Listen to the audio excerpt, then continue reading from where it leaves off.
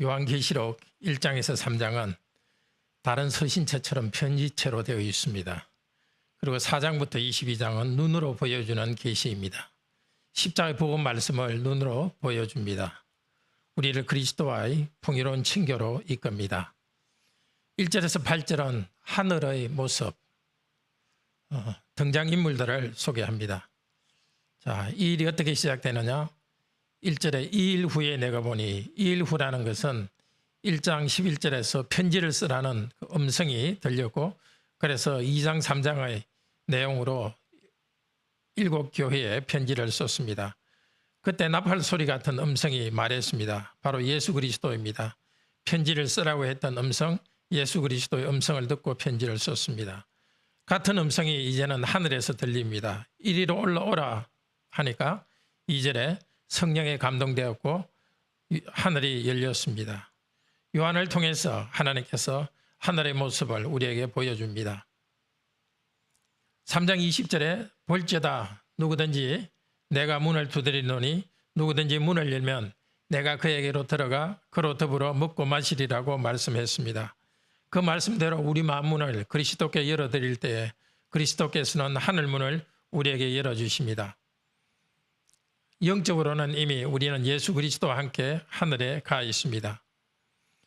우리도 주일 예배 드릴 때 그리스도의 음성이 우리에게 옵니다.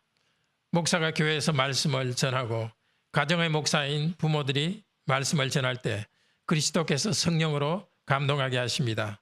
새로운 예언을 통해서 성령 충만을 주시는 것이 아닙니다. 이미 주신 계시의 말씀을 통해서 충만하게 내려주십니다. 2절에 하늘의 보좌가 놓여 있습니다. 등장인물, 첫 번째 등장인물입니다. 보좌 위에 앉으신 이가 있는데 바로 예수 그리스도의 아버지 하나님 아버지이십니다. 그분의 모양은 벽옥과 홍보석 같고 그 주위에는 무지개가 녹보석 같은 것이 둘러 있었습니다. 하나님은 너무나 영광스러운 분으로서 이렇다고 표현할 수가 없고 뭐 같다 정도로 말할 수 있었습니다. 그렇지만은 뭐 같다고 말한다고 해서 안 계신 것이 아니라 분명히 영적 실제로서 하나님은 계십니다. 자, 하나님 보좌 주위에 무지개가 있고 또 그 주위에 24명의 장로가 등장합니다. 흰 옷을 입고 금 면류관을 썼습니다. 요한계시록 3장 18절에서는 라오디게아 교회에 예수께서 말씀하셨습니다. 네가 불로 연단한 금을 사고 흰 옷을 사서 입으라고 말했습니다. 금과 흰 옷은 성도들이 입을 옷입니다. 바로 예수 그리스도입니다. 그리스도로 옷 입고 먼저 간 24장로들은 천국에 있습니다. 24장로들은 천국에 먼저 간 성도들의 대표라 할 수 있습니다. 그리스도로 옷 입고 있습니다. 그런데 24장로는 성도를 대표하지만 성도들의 영혼이라기보다는 천사와 같은 존재일 가능성이 많습니다.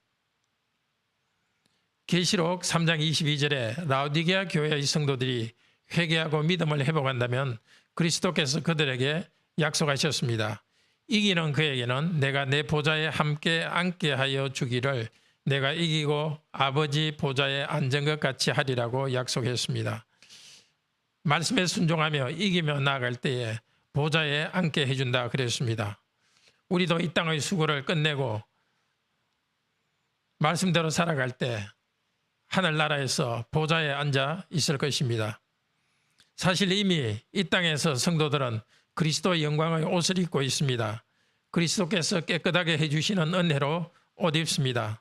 다만 이 땅에서는 고난 가운데 그리스도로 옷 입고 있으면서 영광을 누립니다.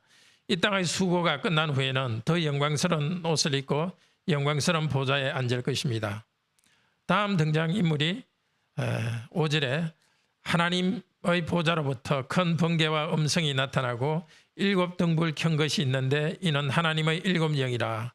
하나님의 7영이 등장합니다. 이것은 성령님을 말합니다. 하나님의 보좌로부터 성령님이 나와서 세상을 향해서 나가십니다. 말씀을 가지고 가십니다.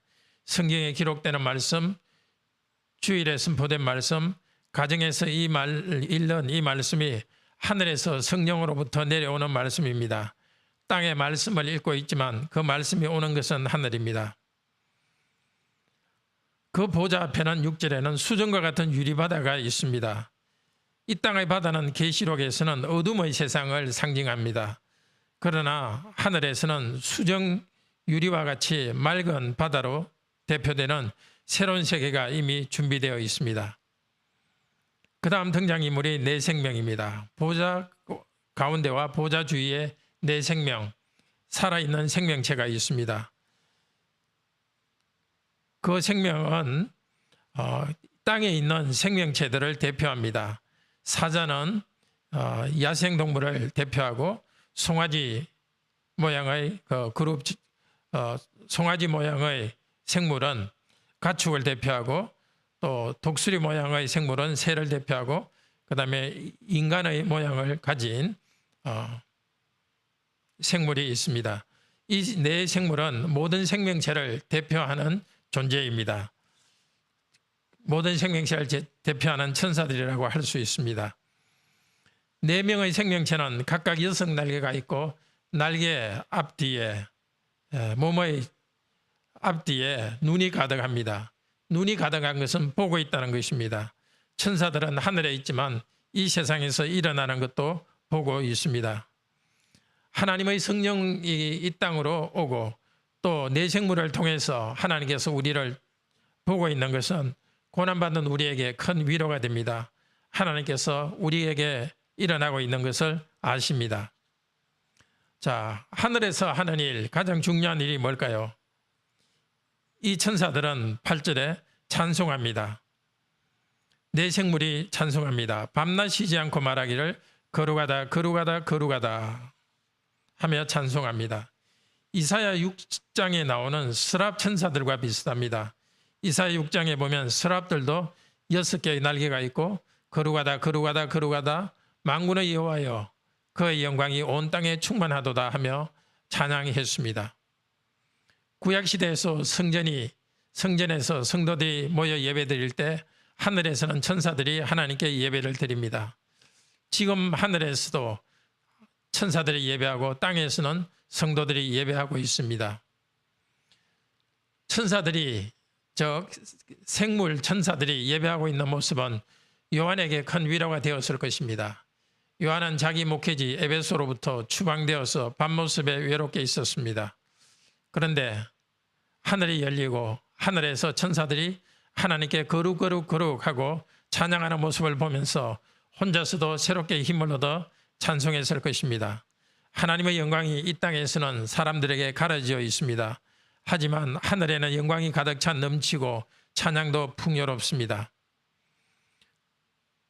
생물의 찬양은 이렇습니다. 주 하나님 곧 전능하신 이여 전에도 계셨고 이제도 계셨고 장차 오시리라. 여호와를 이렇게 표현했습니다. 과거에도 있었고 현재와 미래에도 있는 영원한 하나님 여호와 영광과 거룩을 받으시기에 합당하다고 하늘의 천사들 찬송합니다. 저와 여러분도 지금 영원한 하나님을 섬기고 있습니다. 특별히 요한처럼 고난과 힘든 상황 속에 있을 때 하나님의 이름을 고백합니다. 계속 하나님의 이름을 고백합니다. 힘든 것에 짓눌리지 말고 우리도 거룩 거룩하다 하고 하나님을 찬양합시다. 많은 사람이 천국에 대해서 궁금해합니다. 도대체 하늘나라에서는 무슨 일이 일어나고 있을까? 오늘 말씀은 잘 보여주고 있습니다. 하늘에서 이루어지고 있는 제일 중요한 것은 하나님께 예배하고 찬양하는 이 일입니다. 하늘에서 예배하는 이 사건이 제일 중요한 사건입니다. 마찬가지로 우리도 이 땅에서 하나님께 예배하는 것이 우리 인생의 제일 중요한 것입니다. 9절에서는 말합니다. 생물들은 영광과 존귀와 감사를 보좌에 앉아서 세세토록 다스리는 이에게 돌립니다.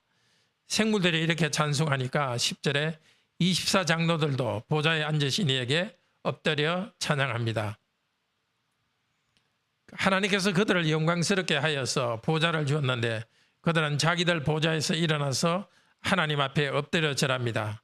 또 하나님께서 그들에게 씌워주신 금관을 벗어서 다시 하나님께 드립니다. 하나님께 주신 것으로 다시 하나님께 영광을 돌립니다. 우리 주 하나님이여 영광과 존귀와 능력을 받으시기에 합당하도다. 하나님께서 은혜와 영광을 주신 것을 감사하며 찬양합니다. 우리도 하나님의 은혜로 하나님의 자녀가 되었으니 감사하고 찬양합시다. 고통스럽고 힘들 때일수록 더 감사 찬양합시다. 찬양해야 될 이유는 주께서 만물을 지으신지라. 만물이 주의 뜻대로 있었고 지으심을 받았습니다. 온 땅을 창조하신 하나님께서 자신의 뜻대로 세상을 운영하시기 때문에 우리는 하나님을 찬양합니다. 형제 자매 여러분, 우리에게 무슨 일이 일어나든지 하나님께서는 섭리 가운데 우리를 돌보고 계십니다. 지금 내 생각에 이것이 행복하다, 행복하지 않다 하고 근시안적으로만 생각하며 살아가지 맙시다. 땅만 쳐다보지 말고 하늘을 바라봅시다. 천사처럼 하나님을 경배 찬송합시다. 만물을 창조하시고 보존하신 하나님께서 오늘도 우리의 삶을 인도하고 보호하실 것입니다. 우리도 말씀을 가지고 곳곳에서 경배할 수 있기를 바랍니다. 기도드립시다. 자비로우신 하나님, 하늘에서 천사들이 쉼없이 하나님께 경배 찬송하고 있습니다. 땅에 있는 저희들도 하나님께 감사 찬송 올립니다. 죄와 관계없이 거룩하고 영광스러운 하나님을 찬양합니다. 전능하신 하나님을 찬양합니다. 영원토록 살아계신 하나님께서 다시 오실 것을 찬양합니다. 모든 것을 창조하시고 하나님의 뜻대로 다스리니 저희들이 감사와 찬양을 드립니다. 어렵고 힘든 순간에도 하나님을 찬송하고 경배하게 하소서. 하나님을 찬송하는 것이 당연히 해야 될 일이기 때문입니다. 또한 감사 찬송할 때 전능하신 하나님께서 저희들에게 힘 주실 것을 믿습니다. 오늘도 몸과 마음이 아픈 성도를 치유해 주시고 경제적 어려움이나 다른 어려움이 있는 성도들의 문제를 풀어주소서. 이 문제 가운데서도 하나님을 찬양하며 기뻐하게 하소서. 말씀에 순종하며 살아감으로써 하나님께 영광 돌리게 하시고 세상의 소금과 빛으로서 세상에 선한 영향력을 주며 살게 하여 주소서. 주 예수 그리스도의 이름으로 기도드립니다. 아멘. 네, 오늘도 은혜로운 기도 시간 되기를 축복합니다.